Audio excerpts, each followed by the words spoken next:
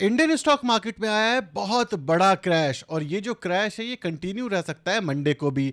Brent crude के अंदर भी गिरावट आई है, लेकिन इसके बावजूद इंडियन स्टॉक मार्केट क्यों गिर रही है, इसके पीछे जो मेन रीजन निकलता है वो है एमसीआई का रीबैलेंस होना। और इंडियन स्टॉक मार्केट में कुछ ऐसा हो रहा है, कुछ ऐसी अपॉर्चुनिटीज भी बन रही हैं जो एक रिटेल इन्वेस्टर को पता होनी चाहिए। तो इस वीडियो में है काफी कुछ जानने के लिए, समझने के लिए। सो मेरा नाम है अभिषेक उपाध्याय, आप देख रहे हो कॉफी थिंकर्स। शुरू करते हैं वीडियो। सबसे पहले शुरुआत करते हैं हमारे मार्केट के साथ। आप देखोगे बाजार में क्रैश है, लेकिन ग्रीडीनेस भाई साहब भरी हुई है। लोग ग्रीडी हुए पड़े हैं इस समय पे बाजार को देख करके कि गिर रहा है तो खरीद लें। ये एक अच्छा साइन है, ताकि जो रिटेल इन्वेस्टर है वो ये सोच रहा है कि शायद ये मौका नहीं मिलेगा। लेकिन जिस हिसाब से बाजार के अंदर क्रैश दिख रहा है उसको देख करके ये भी लगता है कि बाजार के अंदर थोड़े स्ट्रक्चरल इश्यूज दिख रहे हैं। अगर मैं बात करूं आज के गेनर्स की, तो ये सारे स्टॉक्स आपके सामने हैं, वहीं पे जो लूजर्स हैं वो भी आपके सामने हैं। ये सारे के सारे जो लूजर्स हैं ये ऑयल प्राइस से, इन्फ्लेशन से और जो सीपीआई इंडेक्स है इससे भी इंपैक्ट हो रहे हैं। इसी वजह से एक बाजार के अंदर ना थोड़ा सा नेगेटिव माहौल भी है। लेकिन अगर आप एक रिटेल इन्वेस्टर हो तो कैसा पर्सपेक्टिव होना चाहिए, मेरा क्या ओपिनियन है, ये डिस्कस करते हैं। सबसे पहली चीज मेरे भाई, अगर आप मेरे से पूछोगे तो मेरे को लगता है कि शायद कोविड के बाद ये बेस्ट टाइम है। ऐसा मैं क्यों कह रहा हूं और मैं इतना एक्साइटेड क्यों हूं, मैं इतना पॉजिटिव क्यों हूं? सबसे पहली चीज आप ये समझो कि शायद ये जो क्रैश है ना, ये एक अपॉर्चुनिटी की तरह काम कर सकता है। हाँ, यहां पे आईएनआर फॉल हो रहा है। हाँ, यहां पे जो हमारे इश्यूज हैं ये बड़े हैं, ऐसा नहीं है छोटे इश्यूज हैं, बड़े हैं। इन्फ्लेशन बढ़ेगा, मार्केट क्रैश होगी और भी बहुत सारी दिक्कतें हैं इस बाजार के अंदर। लेकिन मेरे को सिर्फ एक सिंपल सा क्वेश्चन पूछना है, क्या हर एक चीज सिर्फ ऊपर जाती है? ऐसा कभी नहीं होता।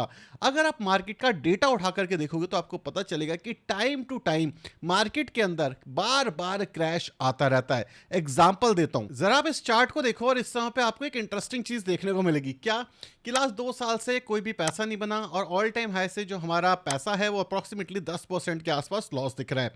वहीं पे अगर आप हिस्टोरिकल उठा करके देखोगे, क्योंकि डेटा हमेशा खुद को बयां करता है, आप देखो क्या होता है, पास्ट में भी क्या क्या हुआ है। आप यहां पर देखो इस वाले जोन को, ठीक है, 18 अप्रैल कब का टाइम है? 2018 का।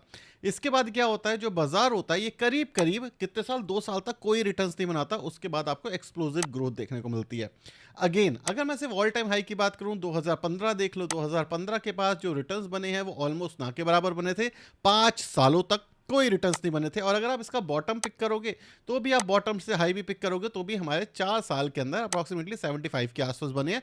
तो वो भी कुछ खास नहीं है, ठीक है। अगर आप कभी भी डेटा उठा करके देखोगे तो 3 साल, 4 साल, 5 साल के अंदर आपको कुछ भी बहुत एक्स्ट्राऑर्डिनरी होता हुआ नहीं दिखेगा। लेकिन जब आप डेटा उठाते हो 7 साल का, 8 साल का, 9 साल का, लॉन्ग टर्म का, तो आपको क्या दिखता है? आपको एक सिंपल सा ट्रेंड दिखता है। वो क्या है? वो है हमारा एक अप ट्रेंड। अगर आप देखोगे 10 साल, 15 साल के अंदर एक अच्छा खासा अप ट्रेंड आता है। स्टॉक मार्केट के अंदर ना कंपाउंडिंग बहुत अच्छे से काम करती है, लेकिन क्या कंपाउंडिंग पहले 5 सालों में काम करती है? बिल्कुल भी नहीं। अगर आप यहां पे एक और इंटरेस्टिंग फैक्ट देखोगे तो मार्केट कभी भी आपको 2 साल या 3 साल के अंदर कोई रिटर्न्स देता ही नहीं है। ऑलमोस्ट ज्यादातर केसेस में देखा गया है कि नेट नेट वो 0 के आसपास रहता है या 5 से 7% के आसपास रहता है। उसके बाद क्या आता है? उसके बाद आती है एक एक्सप्लोसिव ग्रोथ, ठीक है। और इस एक्सप्लोसिव ग्रोथ का फायदा कौन उठाता है? वो इंसान उठाता है जो कि जब मार्केट गिर रही है तब इन्वेस्ट करता, ना कि जब मार्केट चढ़ रही है। ज्यादातर लोग चढ़ती हुई मार्केट के अंदर इन्वेस्ट करते हैं और जब मार्केट गिर जाती है तो यहां पर बेच करके निकल जाते हैं। क्या ये मेरा कहना है? बिल्कुल भी नहीं। मैं एक रिसर्च कर रहा था, उस रिसर्च का आपको डेटा दिखाता हूं। ये एक स्टडी करी थी फिडेलिटी इन्वेस्टमेंट ने, जहां पर पीटर लिंच काम करते थे। अब जो पीटर लिंच का पोर्टफोलियो था वो बहुत अच्छे से ग्रो हो रहा था, लेकिन उसके बावजूद जो रिटेल इन्वेस्टर्स थे ना, उनके पैसे नहीं बन रहे थे। तो यहां पर जो रिसर्च निकाली गई, जिसको कहा गया मैगेलन पैराडॉक्स, इसके अंदर क्या हुआ कि जो इन्वेस्टर थे ना, जब पैसा बन रहा था तब तो इन्वेस्ट करते थे, लेकिन जब पैसा गिरता था तो बेचते थे। नॉर्मली इन्वेस्टर का क्या बिहेवियर होना चाहिए, जो आइडियल बिहेवियर कहते हैं ना, वो क्या होना चाहिए? बाय लो सेल हाई। ये एक नॉर्मल आइडियल बिहेवियर होना चाहिए। लेकिन एक इन्वेस्टर का कैसा बिहेवियर था? बाय हाई और सेल लो। अब मैं ऐसा क्यों कह रहा हूं, इसका प्रूफ भी दिखाता हूं। नॉर्मली आप अपने आसपास भी देखना, जब बाजार ऊपर जा रहा होता है ना, हर जगह आपको bull run bull run bull run, आपको ऐसा यूफोरिया दिखता है कि भाई बाजार सिर्फ ऊपर जाता है, नीचे नहीं आता। अब जब बाजार नीचे जाता है तो bear market bear market bear market, ऐसा लगता है कि बाजार कभी ऊपर नहीं आता।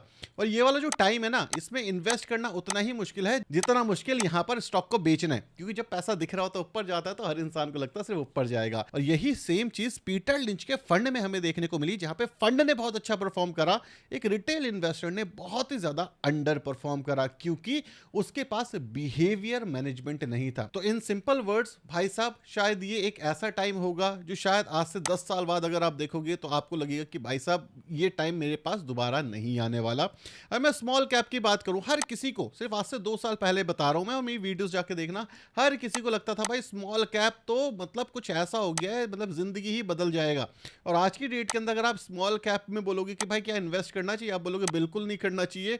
लेकिन आपको ये नहीं पता कि भाई 40% स्मॉल कैप क्रैश करता है, तभी जो स्मॉल कैप है वो शॉर्ट टर्म में आपको ऐसी रैली देता है। एक और इंटरेस्टिंग चीज मैं आपको दिखाता हूं, आप हिस्टोरिकल उठा करके देखो स्मॉल कैप का, ठीक है, स्मॉल कैप आप हिस्टोरिकली उठा करके देखो क्या होता है। जैसे 2014 से 2020 तक कितने परसेंट के रिटर्न है? ओनली 22% के रिटर्न। कितना टाइम हुआ है? 6 साल, और 22% के रिटर्न।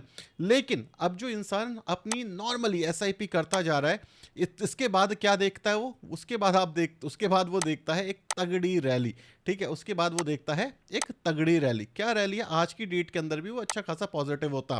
तो इसका सिंपल सा मतलब ये है कि बाजार में गिरावट है, हो सकता है बाजार यहां से 2-3 साल ना लगे, हो सकता है बाजार के अंदर मंदी आ जाए, हो सकता है रुपया और भी ज्यादा गिर जाए, हो सकता है इन्फ्लेशन बहुत ज्यादा बढ़ जाए। ये सब पॉसिबिलिटीज हैं, मैं ये मना नहीं कर रहा, लेकिन क्या इन पॉसिबिलिटीज के बाद भी आप इन्वेस्ट कर सकते हो? ये मेरा क्वेश्चन है। अगर हां तो एक्सपेक्टेशंस आपके सामने हैं, अगर ना तो जो पीटर लिंच के पोर्टफोलियो के साथ हुआ वही आपके पोर्टफोलियो के साथ होगा। ये एक सही तरीका है और इसके ऊपर भी एक डीप रिसर्च हो चुकी है। तो अगर आप अभी डर के निकल जाओगे तो कुछ नहीं होने वाला। अब बात करते हैं कि आज ना बाजार गिरा क्यों? क्योंकि अगर आप आज बाजार को देखोगे तो बाजार के अंदर बड़ा फॉल आया, लेकिन ब्रेंट क्रूड गिर गया। अब ब्रेंट क्रूड गिर गया तो मतलब क्या है भाई, बाजार में पॉजिटिविटी आनी चाहिए थी, राइट? लेकिन ऐसा हुआ क्यों नहीं? ऐसा इसलिए नहीं हुआ क्योंकि जो MCI इंडेक्स है वो रीबैलेंस हुआ। अब जो MCI इंडेक्स रीबैलेंस हुआ उसी के अंदर मतलब 10 मिनट के अंदर ही 850 पॉइंट्स जो हमारा बाजार है वो गिर गया। अब जो हमारा बाजार है वो इतना बुरा गिरा कि आप देख सकते हो ऑयल एंड गैस हो या कोई भी दूसरी कंपनी, हर सेक्टर यहां पर गिरता हुआ दिखा, सिर्फ आईटी को छोड़ करके। MCX का मतलब है मॉर्गन स्टैनली कैपिटल इंटरनेशनल, ठीक है। इसका मतलब क्या है? Is an investment research firm that create and track stock market indexes, ठीक है। तो बेसिकली इसका क्या मतलब है कि एक इंडेक्स को ट्रैक करते हैं। अब इसमें इन्होंने क्या बोला, इन्होंने कुछ स्टॉक्स हमारे हटा दिए और कुछ स्टॉक्स हमारे ले आए। सबसे पहली चीज आप ये समझो, 12% के आसपास जो ग्लोबल स्टैंडर्ड इंडेक्स है, इसके अंदर 12.3% के आसपास हमारा स्टेक है, मतलब इंडिया का पार्ट है यहाँ पर, ठीक है। जैसे फेडरल बैंक हो गया, multi commodity exchange of India हो गया, नेशनल एल्यूमिनियम, इंडियन बैंक, ये सारे इस इंडेक्स के अंदर आए हैं। Hyundai Motors, Jubilant Food Works, Kalyan Jewellers, Railway Vikas Nigam इस इंडेक्स से निकल गए। और इसी इंडेक्स के अंदर जैसे बजाज फाइनेंस और भी जो स्टॉक्स हैं, एचडीएफसी बैंक, इनका वेटेज कम किया गया। अब जब ये हो रहा था रीबैलेंस, तब इंडियन मार्केट से 8000 करोड़ निकल गए, ठीक है। तो इसका क्या मतलब है? इसका मतलब है कि भाई ये इंडेक्स बहुत ज्यादा इंपॉर्टेंट है। अब ये इंडेक्स के अंदर जो स्टॉक्स आते हैं, मतलब क्या है, उसके अंदर जो मनी इनफ्लो है वो बढ़ने के चांसेस बढ़ जाते हैं। अब जो इंडेक्स से जो स्टॉक्स निकलते हैं वो कहीं ना कहीं एक मनी के अंदर आउटफ्लो उन सारी की सारी कंपनी से दिखता है। तो यही चीज हुई जिससे आज ओवरऑल बाजार के अंदर एक प्रेशर देखने को मिला जैसे ही ये रिपोर्ट पब्लिश की गई। तो आज की डेट के अंदर अगर आपको लग रहा था कि भाई चीजें क्यों गिर रही हैं, क्रूड ऑयल भी नीचे है, करेंसी भी आज रिकवर कर गई, 94 रुपये पर डॉलर के आसपास हो गया, फिर भी गिरावट क्यों हुई? इस भाई के कारण यहाँ पर गिरावट हुई। क्या इंडेक्स के अंदर वेटेज कम हुआ हमारा? नहीं, ऑलमोस्ट सेम वेटेज है, बस कंपनी चेंज हो गई। इससे एक और चीज आपको समझनी पड़ेगी, इसलिए कहते हैं ना, जब आप रिपोर्ट पढ़ते हो तो देखने का पर्सपेक्टिव है एक है कि हाँ भाई हमने रिपोर्ट पढ़ ली, नहीं, दूसरा पर्सपेक्टिव क्या है कि जो फेडरल बैंक है, मल्टी कमोडिटी एक्सचेंज है, नेशनल एल्यूमिनियम है, इंडियन बैंक है, ये अच्छा कर सकते हैं। बड़ी बैंक को लग रहा है, ये मॉर्गन स्टैनली की बात हो रही है, वहीं पे Hyundai Motor, Jubilant Food Work, Kalyan Jeweller, Rail Vikas Nigam ये अच्छा नहीं करेंगे। करेंगे। बजाज फाइनेंस ये थोड़ा शायद कम अच्छा करेगा। इसको आपको इस तरीके से भी देखना है। मतलब क्या है कि भाई ये सारे अगर आपके पास स्टॉक है तो एनालाइज करो, पॉइंट ऑफ व्यू क्रिएट करो, लॉन्ग टर्म शॉर्ट टर्म के लिए क्या आप सोच रहे हो इसको समझने की कोशिश करो कि एग्जैक्टली क्या चल रहा है, और जो ऐड हुए हैं उनको समझने की कोशिश करो। लोग कई बार मेरे से पूछते हैं कि यार कुछ स्टॉक्स ना बहुत अच्छा कर रहे हैं, जैसे federal bank, multi commodity exchange और इंडियन बैंक अच्छा कर रहे हैं, इस पे क्यों अच्छा कर रहे हैं, क्या चीजें क्या है। सबसे पहले उठाओ उनका बैलेंस शीट पढ़ो ना, आप स्टेटमेंट पढ़ो उनकी, उनका top line bottom line grow कर रहा है, नॉर्मल है, बहुत सारी कंपनीज का कर रहा है। उनका रेशियो निकालो। मतलब क्या है भाई, आप नेट इनकम देख रहे हो लेकिन क्या पीईजी उसका बढ़िया है। पीईजी सिंपल सा वर्ड है, मैं इतना ज़्यादा इसके बारे में डिस्कस इसलिए करता हूँ बिकॉज पी इतना कॉमनली यूज हुआ है। लोग कहते हैं ये चीज़ ओवर वैल्यूड है, इतना बढ़ गई है तो कितना बढ़ेगी। भाई कितना भी बढ़ सकती है। आप ये समझो स्टॉक मार्केट एक अजूबा क्यों कहा जाता है। स्टॉक मार्केट में अगर आप 100 रुपये डाल रहे हो, 100 रुपये आप खो सकते हो, 100 रुपये जीरो हो सकते हैं, चांसेस कम है बट फिर भी मानते हैं 100 रुपये जीरो हो सकते हैं। आपका मैक्सिमम लॉस कैप्ड है 100 रुपये, बस इतना। आपका अपर साइड कितना है, आपका अपर साइड कितना भी हो सकता है डिपेंडिंग ऑन आपने कैसे स्टॉक्स, कैसे म्यूचुअल फंड्स पिक करे। इसीलिए स्टॉक मार्केट को एक अजूबा कहते हैं, कंपाउंडिंग मशीन कहते हैं। रिस्की होती है, हाँ रिस्की है कि 100 रुपये इन्वेस्ट करे, हो सकता है 40% गिर गया, 40 रुपये गिर गए, ठीक है 40% का लॉस हो गया। लेकिन अगर ये चल गया कहां तक जाएगा किसी को नहीं पता, ठीक है। तो इसीलिए कहते हैं कि स्टॉक मार्केट जो है एक अजूबा है। अगर आप इसको सही से एनालाइज करते हो, सही से इन्वेस्ट करते हो, लॉन्ग टर्म के लिए सोचते हो तो एक अच्छी चीज होती है। नेगेटिव थॉट्स आएंगे, नेगेटिव न्यूज आएगी, मैं खुद भी आपको नेगेटिव न्यूज सुनाऊंगा कि भाई ये प्रॉब्लम्स चल रही हैं। क्यों? ताकि आप खुद के लिए एक प्लान कर पाओ। इमरजेंसी फंड अगर आपके पास 6 महीने का है, 11 महीने 12 महीने का कर लो। अगर आपके पास कैश नहीं है, कम लॉस दिख रहा है तो थोड़ा सा कैश विड्रॉ कर लो। अगर आपका ओवर एक्सपोजर है इक्विटी के अंदर, उसको डाइवर्सिफाई कर लो। अगर सिर्फ इंडिया में इन्वेस्ट करते हो तो बाहर डाइवर्सिफाई कर लो। समझ रहे हो? ये पूरा आपको इस तरीके से प्लान करना पड़ेगा। जो प्लान करेगा, जो मार्केट को समझ के इन्वेस्ट करेगा, उसके लिए बढ़िया है सब। जो सिर्फ हाइपोथेसिस के ऊपर इन्वेस्ट करेगा कि भाई किसी ने बोला था 2000 की एसआईपी से ये हो जाएगा, उसका काम खराब हो जाएगा।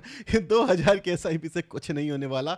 अगर आपको अभी भी नहीं समझ आ रहा कि 2000 की एसआईपी से कुछ नहीं होने वाला तो एक छोटा सा ग्लिम्स दिखाता हूं आपको। मान लो कि आप 2000 की एसआईपी करते हो मंथली लेवल पर, ठीक है, और इसके अंदर आप 14% का रिटर्न एक्सपेक्ट कर रहे हो। कम भी हो सकते हैं, ज्यादा भी हो सकते हैं, कोई गारंटी नहीं है। आप कहते हो कि भाई मैं 20 साल के लिए इन्वेस्ट करने वाला हूं। जब आप 20 साल के लिए इन्वेस्ट करोगे तो आपकी पूरी जवानी तो निकल गई इसके अंदर, ठीक है। अब जब आपकी जवानी निकल गई, अगर आप 20 साल से कर रहे हो तो 40 में कंप्लीट होगा, 30 से कर रहे हो तो 50 में कंप्लीट होगा, 40 से कर रहे हो तो 60 में कंप्लीट होगा, तो जवानी तो गई आपकी।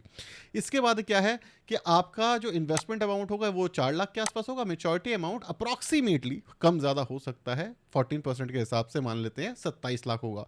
इन्फ्लेशन एडजस्ट कर दो 8%, ये बढ़ने ही वाला है, कम तो होगा नहीं क्योंकि इन्फ्लेशन बढ़ेगा ही, आपको ही पता है, अभी कुछ टाइम ही है। अगर आप इसको बेस्ट के सिनेरियो 6% मान लो, सेक्टोरल तो 11% है अभी, तो आप 11 लाख रुपए बना पाओगे। कुछ बना? बिल्कुल भी कुछ नहीं बना। आपकी एनर्जी और खर्च होगी। मैं कह रहा हूं अगर आप कहते हो कि मैं कम से कम 20,000 रुपए इन्वेस्ट कर सकता हूं, तो उसके बाद क्या होगा कि आपका जो अमाउंट होगा वो आपका 2 करोड़ के आसपास होगा 20 साल के बाद, और इन्फ्लेशन को एडजस्ट कर दोगे तो वो होगा 1 करोड़ के आसपास। मतलब आज की जितनी वर्थ है उसके हिसाब से आप चीजें खरीद पाओगे। लेकिन यहाँ पे एक और बड़ा क्वेश्चन आता है, 6% आपने इन्फ्लेशन हटाया, महंगाई दर इंडिया के हिसाब से हटा दिया आपने।